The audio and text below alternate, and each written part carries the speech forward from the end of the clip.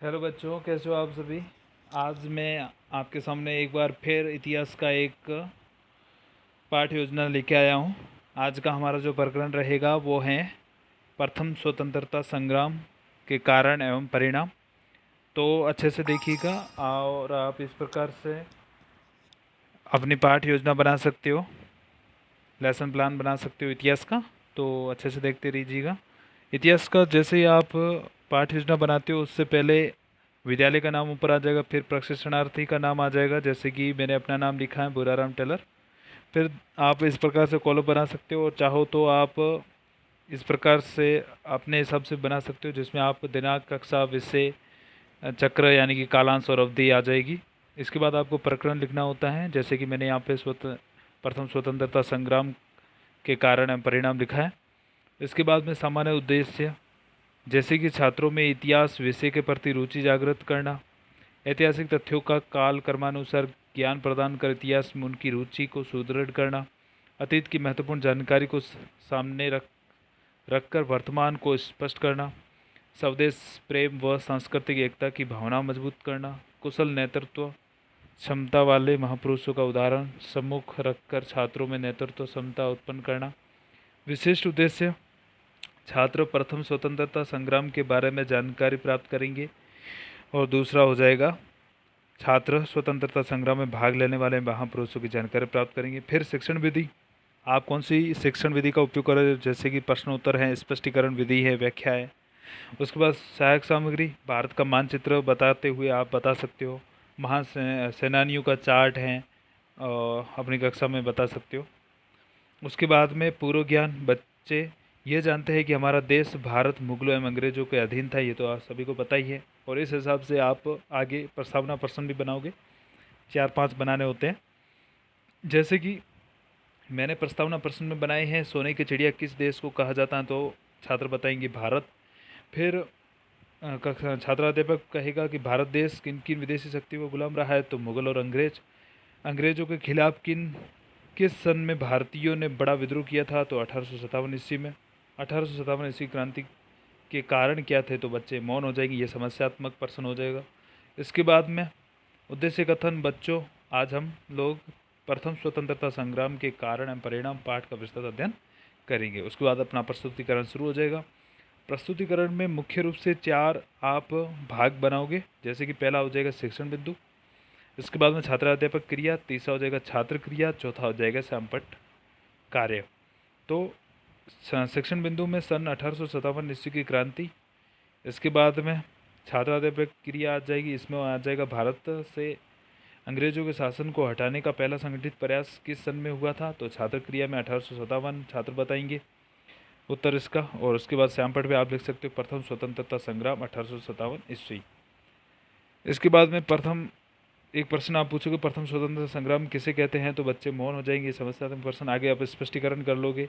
लगभग 150 वर्षों में अंग्रेजों ने सभी भारतीय संस्थाओं में राजनीतिक, धार्मिक, बच्चे सिर्फ सुनते रहेंगे, ध्यानपूर्वक सामाजिक न्यायिक दखल दिया। इससे भारत में प्रभुत्व वर्ग वालों को सीधे ठेस पहुंची और शासन एवं जनता के बीच संदेह का माहौल बन गया, और यही 1857 की महान क्रांति के रूप में सामने आया।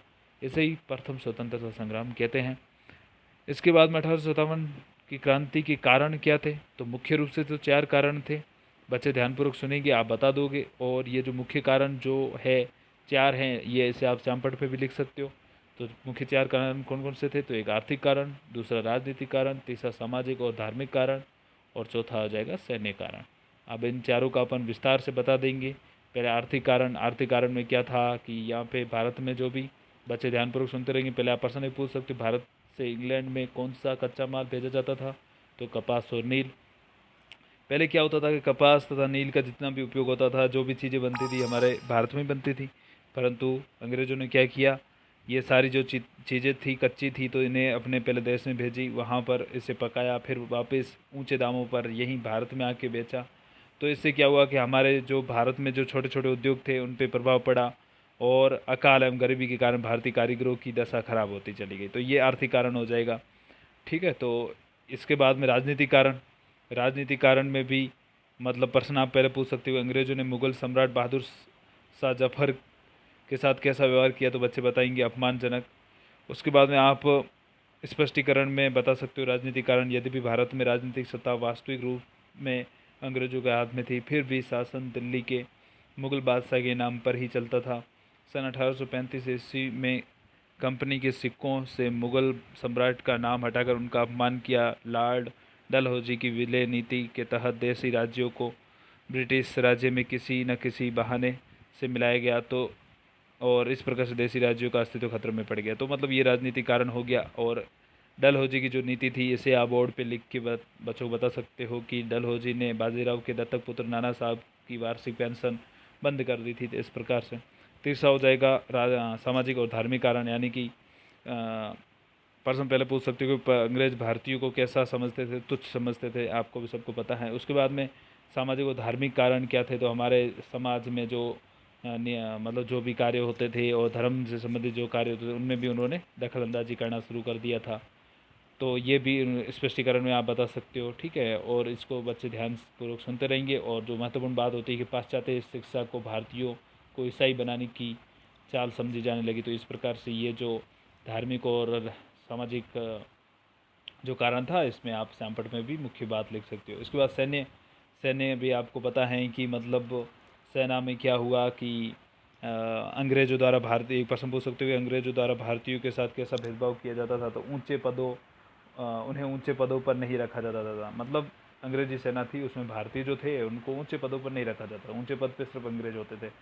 तो इस प्रकार से आप प्रश्न पूछने के बाद में सैन्य कारण का स्पष्टीकरण कर सकते हो। और महत्वपूर्ण बात जो है उसे बोर्ड पे भी आप स्यापट पे भी देख सकते हो। सन 1857 में बंगाल छावनी में मंगल पांडे ने कारतूस के प्रयोग से मना कर दिया, जिससे उन्हें फांसी दे दी गई। मतलब कारतूस सैन्य कारण तो मुख्य यही था कि जो कारतूस हुआ करते थे उसमें गाय और सूअर की चर्बी थी, जिससे मुसलमान और भारत के जो धर्म के जो भी हिंदू धर्म के जो भी लोग थे, उनमें क्या हुआ, उनमें आक्रोश हो गया कि भाई गाय और जो सूअर की चर्बी है ये इसको लगा जाता। तो ये मतलब मुख्य जो सैन्य कारण था, उन्होंने विद्रोह कर दिया। और इसके बाद आप परिणाम बता सकते हो कि इन सब से क्या परिणाम हुए, ब्रिटिश सरकार को कितनी क्षति पहुंची, ये वगैरह बता सकते हो। और इसके बाद में भारत जो मुख्य बात है वो सैंपट भी लिख सकते हो। भारतीयों को इस आंदोलन में से काफ़ी प्रशंसा मिली और लोगों ने समय समय पर अंग्रेज़ों के खिलाफ आंदोलन किया। और क्रांति की असफलता के कारण क्या थे, तो मुख्य आप 4 कारण लिख सकते हो। ये बच्चों को पूछोगे क्रांति की असफलता के कारण क्या थे, तो बच्चे मौन हो जाएंगे। फिर आप स्पष्टीकरण कर सकते हो। पहला कारण, यह विद्रोह भारतीय क्रांतिकारियों द्वारा अंग्रेज़ों के खिलाफ गुस्से में अचानक बिना किसी योजना एवं संगठन के अलग अलग जगह एवं अलग अलग समय में प्रारंभ हो गया था। मतलब अलग अलग जगह पे किया था, ठीक है। इसके बाद में क्रांति सैंपट पे ये लिख सकते हो, क्रांति में कुशल एवं योग्य नेतृत्व का अभाव था। इसके बाद दूसरा कारण ये भी लिख सकते हो कि क्रांतिकारियों के पास पुराने व परंपरागत हथियार थे, जबकि अंग्रेज़ों की सेना के पास नए और आधुनिक हथियार थे। तीसरा आप देख सकते हो, इस विद्रोह में कुछ भारतीय राजाओं ने बढ़ चढ़कर हिस्सा लिया तो कुछ ने नहीं लिया। चौथा आप देख सकते हो कि योग्य और कुशल नेतृत्व का अभाव था। बहादुर शाह जफर थे हमारे उस समय दिल्ली के राजा, मतलब सम्राट थे, तो वो भी 80 साल के थे, तो वो भी कुछ नहीं कर पा रहे थे। इसके बाद आप बहुत 3-4 प्रश्न पूछ सकते हो बच्चों से, जैसे कि 1857 की ईस्वी की क्रांति की क्या तारीख थी, कब शुरू हुई थी, तो 10 मई 1857 ईस्वी।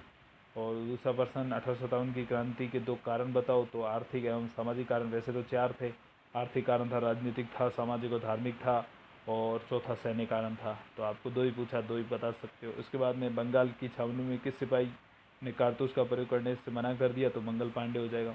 और लास्ट में आपको मूल्यांकन प्रश्न बनाने हैं, जिसमें आप मैंने यहाँ पे तो वस्तुनिष्ठ 1% डाला है, आप 2 डाल सकते हो। और अति लघुरात्मक में मैंने 2 डाले हैं, तो आप भी 2 डालिएगा। और लघुरात्मक में भी 2 डाल सकते हो आप। और उसके बाद में गृह कार्य 1% देना, जैसे कि मैंने यहाँ पे दिया 1857 ईस्वी की क्रांति के बारे में अपने मत लिखो कि जो भी कारण वगैरह यदि वो होता तो ये नहीं होता। इस प्रकार से जो भी आपके मत हैं तो वो आप लिख सकते हो। तो मतलब ये गृह कार्य के रूप में प्रश्न आ जाएगा। Thank you. अच्छा वीडियो लगा है तो अच्छे से देखिए और अपने भाइयों को भी सेंड करो ताकि वो भी देखें और पाठ योजना बनाए। Thank you.